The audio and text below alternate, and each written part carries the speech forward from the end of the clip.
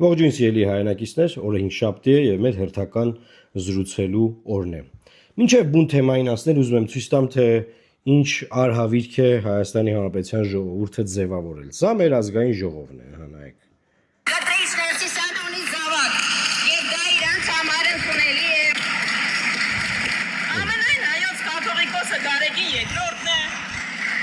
Կարամ հիմա մի հատ անուն ազգանուն տամ եւ դուք խառնվեք իրար։ Դմդմփու արեք կաթոլիկոսի անունը լսելուց։ Դա է մակարդակը։ Էդ եք դուք, էդ։ Որտորում եմ մնալ օրակարգի սահմաններում։ Այսինքն հաստատում եք, որ Կտրիչ Ներսիսյանը զավակ ունի, էդ է ձեր։ Ուրեմն Հայաստանը կանգնած է Կտրիչ Ներսիս Հայաստանը կանգնած է այնպիսի մարտահրավերների առաջ, որ ուղղակի, չգիտեմ, էլի շատ բարդ խնդիրների առաջ ենք մենք կանգնած, բայց Հայաստանի Հանրապետության խորհրդարանը, որը ձևավորել է մեր ժողովուրդը, եւ թող ոչ ոք չփորձի խուսափել այդ պատասխանատվությունից, որ ձևավորել է այս խորհրդարանը, զբաղված է ինչով, կաթոլիկոսի անունը տալով, սեղաններին խփելով, ծապ տալով, բան եւ Հայաստանի Հանրապետության մարտահրավերների վերաբերյալ որևէ խոսակցություն չկա։ Ուտեղ, ինչպես միշտ, առաջ է գալիս Իլհամ Ալիևը, որի մասին ես շատ եմ խոսել այն իմաստով նաև, որ Հայաստանի Հանրապետությունը անցել է կառավարման Ադրբեջանի կողմից։ Մեր ներքին կյանքը, մեր արտաքին քաղաքականությունը, մեր որոշումները, որոնք ինքնիշխան պետք է լինեին, տոտալ անցել են ադրբեջանական կառավարման տակ։ Հիմա տեսեք ինչ է ասում Ալիևը։ Շատ հանգիստ պետք է սա լսել եւ վերլուծել։ Զենգեզուր էլեկտրիկ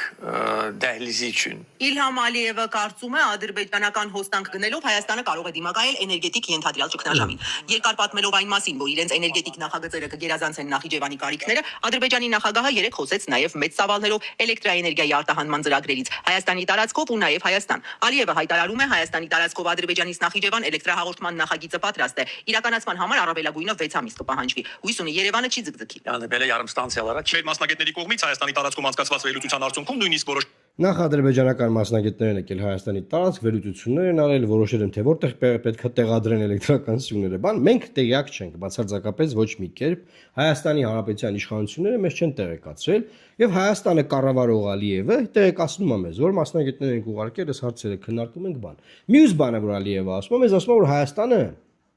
էներգետիկ ճգնաժամ պետք է ունենա։ Նայեք, Հայաստանում էներգետիկ ճգնաժամ չկա։ Հայաստանը ոչ միայն ինքնաբավ երկիր է էներգետիկայի իմաստով, այլ նաև Հայաստանը էներգետիկ սպառողից նաև արտադրող է հիմա։ Այսինքն ինքը ոչ միայն արտադրում է, սպառում է, նաև վաճառում է, էներգիա տրամադրում։ Հիմա մեզ էներգիա վաճառող երկրին ասում է, որ մենք ունենք էներգետիկ ճգնաժամի խնդրեմ։ Ճգնաժամ ենք մենք ունենալու, Ալիևն է ասում։ Ինչու ենք մենք ունենալու ճգնաժամ, շարունակեմ։ վել են այն վայրերը, որտեղ պետք է տեղադրվեն էլեկտրասյուները։ Առաջին հերթին իրենք կարող են դրա կարիքն ունենալ, քանի որ այսօր նրանց էներգիայի հիմնական աղբյուրն ատոմակայանն է, որի կառավարումը նրանց ձեռքում չէ։ Կայանի շահագործման ժամկետի երկարաձգումը չի կարող անվերջ գործընթաց լինել։ Յոպե, այս հարցին ոչ ոք չի անդրադառնում։ Ալիևն ասում է, քանի որ իրենց էներգիայի միակ աղբյուրը, հիմնական աղբյուրը ատոմակայանն է, եւ դրա կառավարումը իրենց ձեռքում չէ, ու միտքը շարունակվում է, ոչ ոք չի արձագանքում, էլի որ մի րոպե է, բայց այս ինչ սուտ է մեր ժողովրդին մատուցվում։ Հայաստանի Հանրապետության ատոմակայանը կառավարվում է Հայաստանի Հանրապետության կողմից։ Հայաստանի Հանրապետության ատոմակայանի տնօրենը Հայաստանի Հանրապետության ԱԱԾ նախկին տնօրենն է, որը նշանակվել է համապատասխան ընթացակարգերով, եթե չեմ սխալվում, էներգետիկայի նախարարություն դե չունենք, սա մի մեծ ապուշություն էր, որ ժամանակին լուծարվեց էներգետիկայի նախարարությունը, հետո որ հետ եմ նայում, երևի արվելա, որ ապագայում Ադրբեջանի էներգետիկայի նախարարությանը ենթարկվի ամբողջությամբ մեր էներգոհամակարգը, բայց ժամանակին մենք կռիվ ենք տալիս պարլամենտում, որ ինչի եք լուծարում էներգետիկայի նախարարությունը, որքանով որ ինձ հայտնի լուծարվելուց հետո այդ բլոկը տեղակայվել է էկոնոմիկայի նախարարության մեջ։ Եվ այդ ընթացակարգերի ատոմակայան ունի տնօրեն, այսինքն Հայաստանի Հանրապետության ատոմակայանը կառավարվում է ինքնիշխան Հայաստանի Հանրապետության կողմից։ Ալիևը ասում է, իրանց կողմից չի կառավարվում, շարունակենք, ինքն է որոշել, ինքը տենց է որոշել։ Տենց Հայաստանի ժողովրդին ինքը այդպես է մատուցում, գնացեք։ Թե ուշ այն պետք է փակվի։ Բնականաբար, եթե այն փակվի, Հայաստանը կընկղմվի էներգետիկ լիակատար ճգնաժամի մեջ։ Վաղ թե ուշ այն պետք է փակվի, դե որ պետքա փակվի, նայեք, հերթականությամբ, այսինքն ինքը որոշում որ պետքա փակվի, հետո որոշում որ պետքա փակվի, մենք պետք է կանգնենք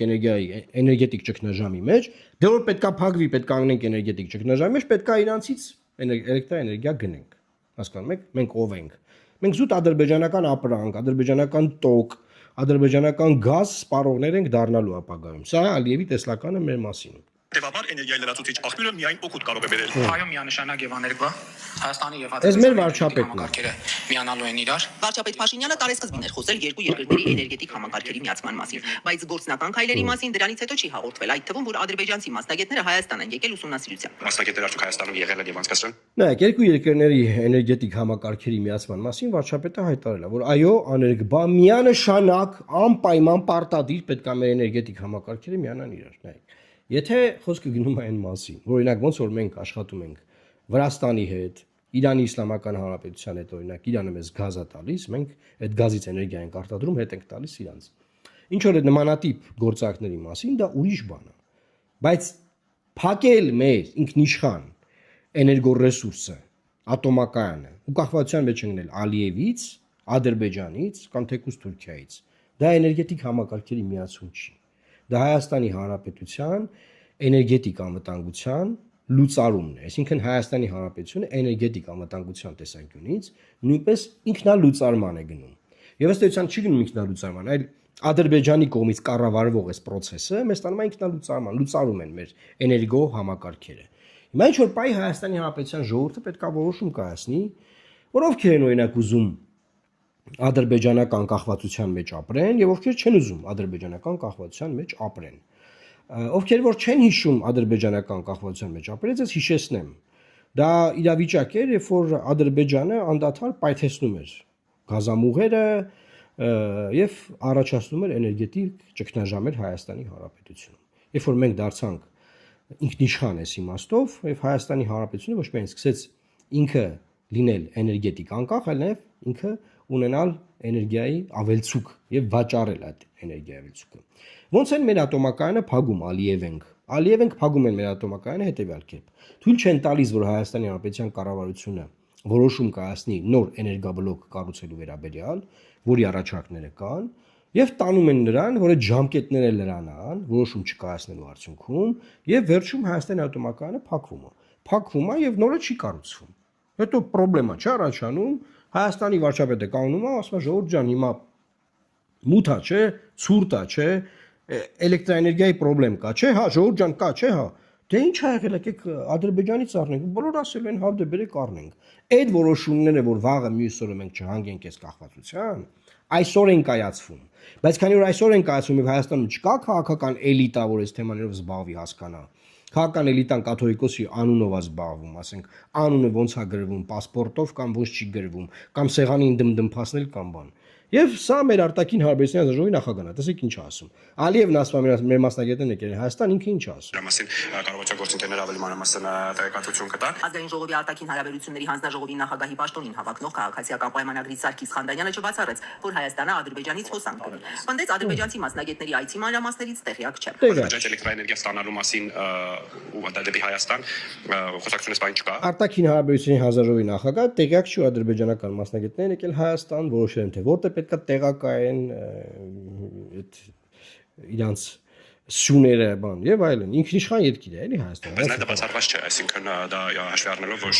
հաղորդակ Բաքրուկ դաուկը միանալու միանց եւ հնարավոր է էլեկտրաէներգիայի փոխանակման նաեւ որոշակի նախագծել են Ազգային ժողովի ընդդիմադիր ուժեղ Հայաստան խմբակցության ղեկավար Նարեկ Կարապետյանի խոսքով իրենց ուժը տեղյակ է եղել ադրբեջանցիների հայցից թերևս նախնի կապերով հենց նրանց ընտանիքին է պատկանում պետականացվող հեծը Ցավոք տեղակ են եղել ոչ թե պետական ինստիտուտների կողմից տեղեկացվելու արդյունքում, այլ մեր ունեցած կապերով մենք տեղեկացվել ենք, որ հարևան երկրից Հայաստան են եկել մասնագետներ եւ այցելություններ են կատարում Մեղրի տարածաշրջանի տարբեր հատվածներում։ Ժամանակը հասկացեք, երբ եղել է դա այցելություն։ 2 ամսվա մեջ, այս 2 ամսվա մեջ։ Եթե ինքնիշխանության Նարեկ Կարապետյանն էլ որպես ընդդիմադիր ֆրակցիայի ղեկավար ասում է, որ ինքը իրանք տեղյակ են եղել, որ ադրբեջանցիներն եկել են Հայաստան, այդ սյուները տեղադրելու հետ կապված ուսումնասիրություններ են անում Մեղրի տարածաշրջանում, մոտ 2 ամսվա լուրասա, բայց որևէ ձևի այս դուրի մասին հրապարակային չեն խոսել, մամուլին չեն հայտնել, Հայաստանի Հանրապետության ժողովրդին չեն հայտնել։ Մենք դա իմացել ենք Ալիևից։ Այսինքն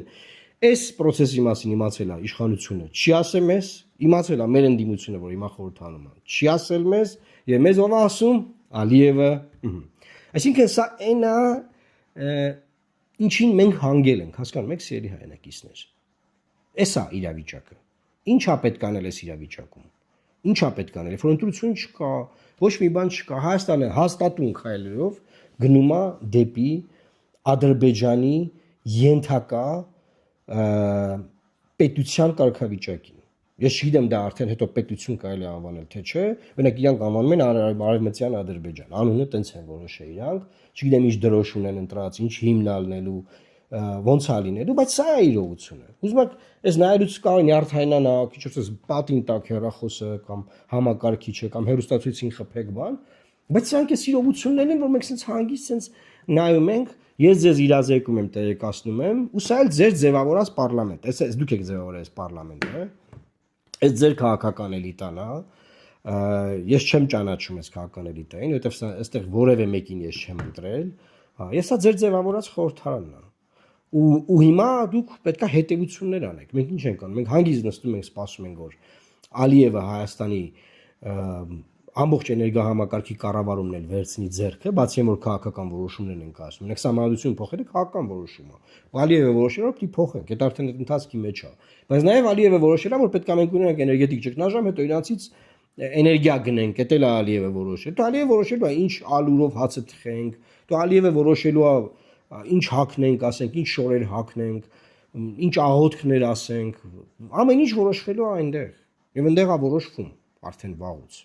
Ինչ ենք մենք անում, էլի, այս անալիզը կա, պատճառայտյանքային կապ կա, թե ոնց ենք մենք հասնում այս հանգրվանին։ Եվ ասեմ Ադրբեջանում դատավճիռ կա արդեն, որ Հայաստանը ինքն է ագրեսիա արել Ադրբեջանի դեմ։ Այս նույն հայտնի արծաթության մեջ ասում Հայաստանը չպետք է նեղանա, որ ինքը կապիտուլյացիա է ենթարկվել։ Կապիտուլյացիա բառից մի նեղվ եք ասում։ Տեսեք, երկար ժամանակ Զանգեզուրի Միջանցք բառից նեղվում ենք, չէ՞, ոնց Զանգեզուրի Միջանցքով ասած, հլա բռնեք դրան, ով ասեց Զանգեզուրի Միջանցք, ասես բաներ էր Նիկոլը խոսում։ Հիմա Զանգեզուրի Միջանցք նորմալ է, վсё։ Հիմա կապիտուլյացիա բառն է տեղայնացվում։ Մի նեղվ եք որ դու կապիտուլյացիա եք ենթարկվել։ Հանգիստ տեղայնացրեք դա, փոխեք ձեր խոսույթը։ Facebook-ում արդեն մարդիկ կան գրում են, որ Հայաստանը եղել է ագրեսոր պետություն։ Հայ մարդը քաղաքացին մեր Facebook-ում գրում է. Հայաստանը եղել է ագրեսոր պետություն Լեռնային Ղարաբաղի հակամարտության կոնտեքստում։